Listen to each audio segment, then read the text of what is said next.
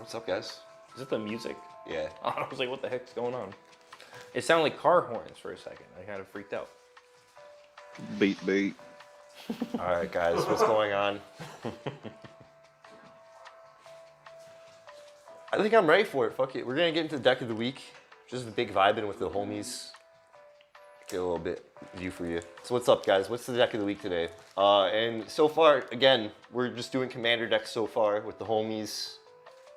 I graciously chose to opt in today, just because I wanted to show you another fun grief deck. Cause I love building grief decks. So who we have today? Syr Gwyn, Hero of Ashvale. What can I say? It's a big commander cost. You know, one of each of your colors is good, but it's just it's a 6-drop. So you gotta really know, you gotta have resources available when to play her. But she comes in clutch because she's gonna make our knights, because this is a knight-themed deck. She's gonna make our knights who, so our equipment have the ability equip knight 0. So basically, any of our artifacts that are equipment, such as Elbrus Binding Blade, for example. This is a steep cost on itself too. It's a 7-drop, but once you play it, you could equip it for 1, or if our homie is out, you're getting a free equip on a knight with this, and then you'll get Elbrus's ability. Now, who are the knights in Syr Gwyn, Hero of Ashvale? That's a good question. I'm glad you asked. So far, in no particular order, these are the knights I have. Falmari Knight is just flavor, it's adventure. It's a 1-drop death touch. He does come in handy. Going on an adventure for 3 to draw a card and lose a life sometimes does help, but I felt like the biggest net value I got off of him was being as a 1/1 death toucher. Sarvok Deathbringer is a new contender in this deck. He kind of has a Mogus God of Slaughter ability where, like, you know, if no one has, so at the beginning of each player's end step, if no permanents left the battlefield this turn, that player loses X life, where X is Sarvok's power. So that could be me too, but I have some cards that do blink, like a Sword of Hearth and Home, that I kind of want to combo with him, and I think it's going to really do some funny things. But we'll see. Other than that, Knight Exemplar is a lord, an example of a lord. We've talked about creature lords before. What are they? Depending on a specific creature type, you have human knight. So this is a knight lord specifically because it's going to buff up other types of its that share type with it. So knights. And this is a good one because it's going to give +1 and then indestructible. And she does when you play her, she will not have indestructible, but other keyword reading the card says what the card does. Will have indestructible, and she has really helped out. Now moving on with the knights with the casted characters, I'm gonna get in the most wordiest one so far. Martin Stormgald, basically when he attacks, if you're attacking with him and 3 knights, or like, I think it's attacking, yeah, if Martin Stormgald attacks, all other attacking creatures get +1/+1 until end of turn, where 1 would be the number of other attacking creatures. So he's just adding buffs on everyone attacking. Now, you good, bro? Oh, it sounds like you're popping bubble wrap. Oh. Yeah, you were picked up by the mic. Yeah, you're 100% picked up by the mic. Honestly, you were very clearly getting picked up by the mic. All right, back on rails. Here we are. Fervent Champion. He's another knight lover. Basically, he's an equipment lover. So equip abilities that target Fervent Champion that basically help him out are going to be 3 less, and that helps out pretty much speeding up on getting the equips. Now, when you got Worthy Knight out, when you cast a Knight spell, create a 1/1 white creature token. It's amazing because we're just going to be dropping Knights out left and right. Moving forward, Forsworn Paladin. He's just a good card for, again, easy 1-drop accessibility. You pay 1 life, he's going to give us a treasure token, so he's netting us like an extra artifact. He's netting us some mana. And whenever you cast a historic spell, Cabal Paladin will deal 2 damage to each opponent. Now, our second engineer, Mr. Limeever, in the chat, he actually recommended a long time ago that I play this card because it just makes sense. Historic spells are permanents that are artifacts, legendaries, sagas. Those are historic. I have tons of artifacts, and I have a couple sagas. And he has come clutch. The first day we put him in the deck, a long time ago, he did work. Still Moon Cavalier again. That card is going to give you protection from white and black.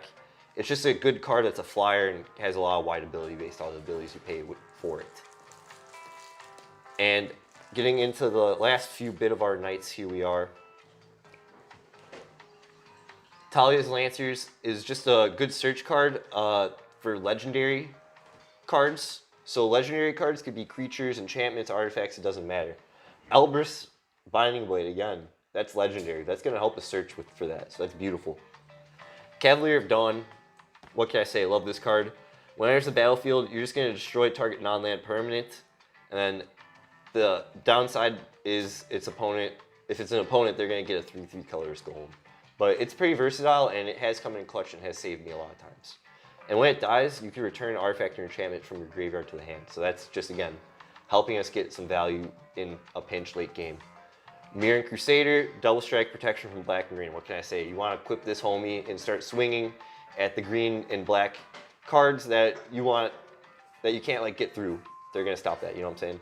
So, and last but not least, Pure Steel Paladin is kind of an equip matters card, and whenever equipment enters the battlefield on cast, basically you're going to draw a card. And equipment you control have equip 0 as long as you control 3 or more artifacts. So once you get into that buff, or once you get into that like threshold, you're going to start getting 0 drops. You're kind of like copying your commander's ability in a way.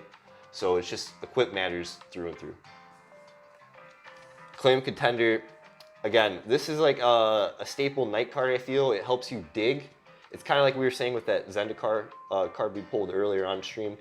It's going to let you dig to the top 5, and you could look for a knight or equipment or legendary artifact, and basically from among those, put it into your hand and the rest on the bottom. So you're going to essentially skip 5 turns, hopefully dig for something good, and even if you don't, you skip 5 turns that are probably going to waste your time anyways.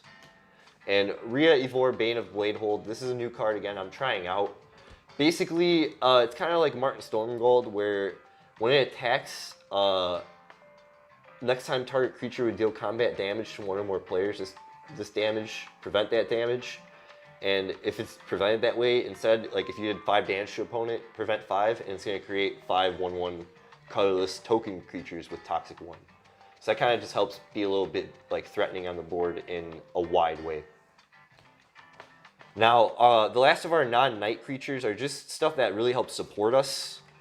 Stonehewer is a lot like... Here, we'll get a little bit better for the view for you guys.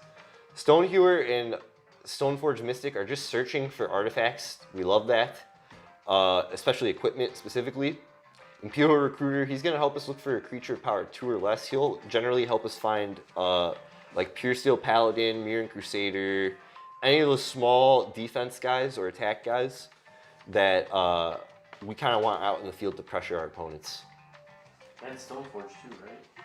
Yeah, oh, you're right. Stoneforge, it's going to... Where was my manners? You get it. He's going to basically search for Stoneforge right away too.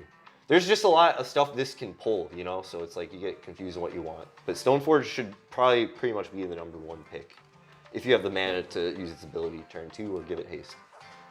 Now, again, closing out our creatures, nothing too crazy here. Piru the Volatile and Hoarding Dragon are just dragons. I figured it's a knight deck, it's gotta have dragons. And Hoarding Dragon's pretty cool because when it enters, you could search your library for an artifact and exile it, and when it leaves and gets put into the graveyard, you can put that artifact to your hand. So it's kind of like a value search / flying value. Gotta give Equip Gods in there. Havlar, God of Battle, and Toralf, God of Fury. Toralf is honestly only good when you play him as an equipment. So you kind of want to play him as an equipment. Havlar is good, you know, if our equipped creatures are going to be giving pressure. They all got double strike, so that's pretty dope. But I usually like to cast him for his cheaper equipment, and when the equipped creature dies, you get to return it to its owner's hand. So that's value. These are more why they're kind of more equipment than creatures. Now, the good shit. Again, we got a full cycle of the swords in this deck. that's kind of the basis of this deck. You want to get the swords out and start fucking around and hitting all the players you have protection from. Elber's Binding Blade is just a card. You know, in Magic, when you collect cards, you kind of have cards that have meaning or stories. Elber's is just a card that I picked up on my travels with my band. So it's just kind of funny. Shout out to Pennsylvania. We love you, friend of the show, Pennsylvania. Shout out Oil City. Umezawa's Jeet, Europacks, my friend Bart, he told me, yo, swords are great, but the best sword in the cycle is the hidden sword, Umezawa's Jeet. If you're searching for artifacts in this deck, you're immediately going, like, if you're using Steel Shaper's Gift, you're immediately going for Umezawa's Jeet. Again, we got Soul Ring. What can I say? Great value. Another funny thing with this deck is the Kaldra cycle we have. You know, we want to get our Exodia. We want to search for Exodia, and that's what we're going to do. What can I say? Yeah, it's pretty cool. I worked really hard to get these. There's promos I want to get to really bling this deck out, but... And then they made Kaldra, instead of getting all three, they made him one card, which is still cool. Now, a card that's really funny and interesting is Cloudseer Kieran. This is just gonna make it so it's a Platinum Angel basically on equip, and it really helps out. It really does add pressure to the board, and some people kind of don't even, when you're playing in Commander games, if you're not a threat, people don't even give a shit. So it's pretty cool. Shadow Sphere is great utility. This is gonna get rid of anyone who's got that Ulamog out or anyone who's hexproof, like the enchantment players. Sunforger, it's gonna straight up get your badass instants that are Sunforgeable, like Boros Charm, Dire Tactics, Wear Tear, Swords Plowshare, all that good shit.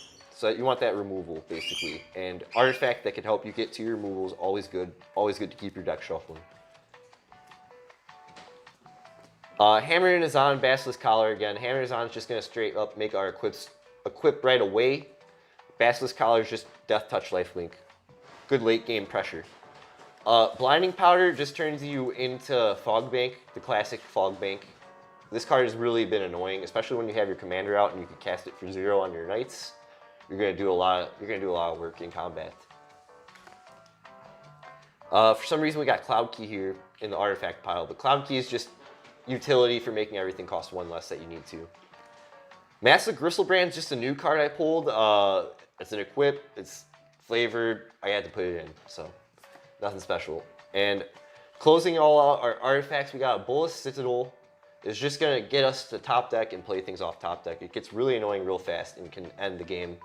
Seraphic Greatsword is also kind of a great widening of your board and really pressures the opponents who have the most life.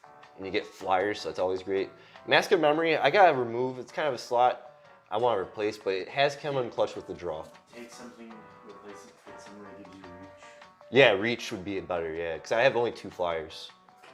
Now, real quick, we just got Sarkin. I have 3 flyers, technically. Sarkin the Mad, he's only in here because we want his -2 ability to straight up remove something and then get a flyer, so that's cool. And then he also kind of just top decks ourselves to maybe pull off that Umezawa's Jeet if we have it on the top deck.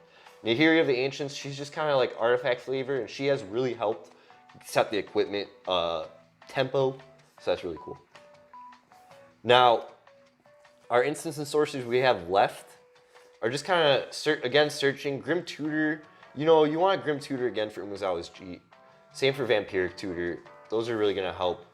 Doomscar has helped as a board wipe. It's pretty funny when you team it up with Rise of the Dreadmarn, because then you're going to be the one who's a big guy. And we already know what Steel Shaper's Gift does. It's a classic. It's necessary in any white deck that cares about artifacts. You're searching and revealing for equipment. Our enchantments, so our 2 sagas, since we have Halvar and Sword of the Realms, Forging the Tyrant Sword is just a funny search that helps get that. It's kind of flavor. Fighter class is just something I put in because its second ability makes equips cost 2 less. So that really helps out. And then Ghostly Prison, Swords of Revealing Light, print. What can I say? Adds pressure. Promise of Tomorrow gets your guys back. And Sigarda's Aid is again acting like our commander and making our equipments just jump out and get on the guys right away. And closing out the deck, we have the beautiful land cycle.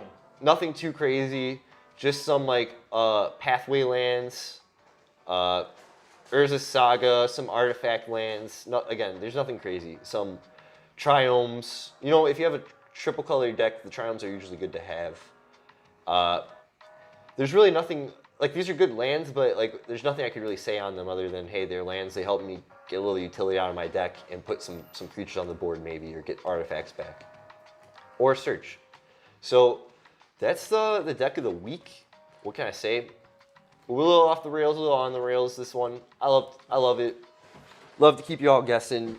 Thanks for being here for the segment. And I don't know, what more can I say? What do you guys think? Do y'all get a round of applause here?